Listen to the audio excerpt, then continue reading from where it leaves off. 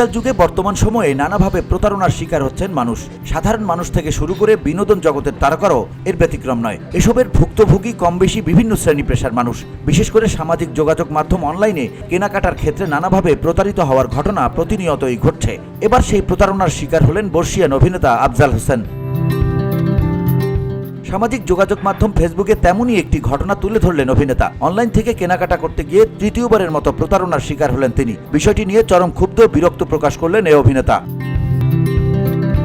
অনলাইনে প্রতারণার ঘটনা তুলে ধরে আফজাল হোসেন লিখেছেন, এই অনলাইনের সুবিধা এসে অনেক মানুষ নিজের পায়ে দাঁড়ানোর সাহস ও স্বনির্ভর হওয়ার গৌরব অর্জন করেছেন। অনেকেই এ সুবিধা থাকার কারণে নিজের ভেতরে যে সৃজনশীলতা আছে তার চর্চায় নিবেদিত হওয়ার প্রেরণা পেয়েছেন এবং প্রতিষ্ঠার পথেও এগিয়ে চলেছেন। বহু রকমের খাদ্যদ্রব্য দেশের বিভিন্ন অঞ্চলে উৎপাদিত বিখ্যাত পণ্যসমূহ অনলাইনে ঘরে বসেই কেনাকাটা করার সুযোগ হয়েছে বলেই মানুষ বহু নতুন এবং অচেনা পণ্যদ্রব্যে আগ্রহী হন, কেনাকাটা করে থাকেন।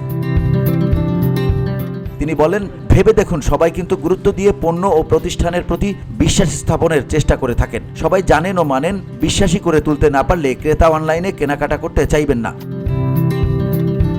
দুনিয়া টিকে আছে ভালো মানুষ ও মানুষের ভালো গুণপনার কারণে, কিন্তু কি ভালো আর কি মন্দ তা বুঝতে বা আলো কত দরকারি তা বুঝাতে জগতে অন্ধকারও দিয়েছেন সৃষ্টিকর্তা। তার বিচিত্র উদাহরণ প্রায় দেখা যায়, চোখে পড়ে।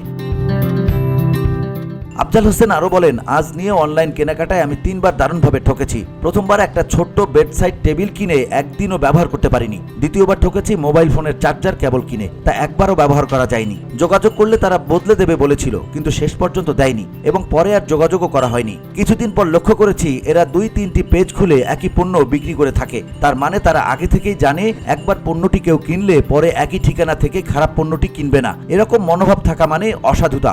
এত অসততা দিয়ে তো ব্যবসায় উন্নতি হওয়া মোটেও সম্ভব নয়। তাহলে এসব কাণ্ড কেন করে থাকে মানুষ?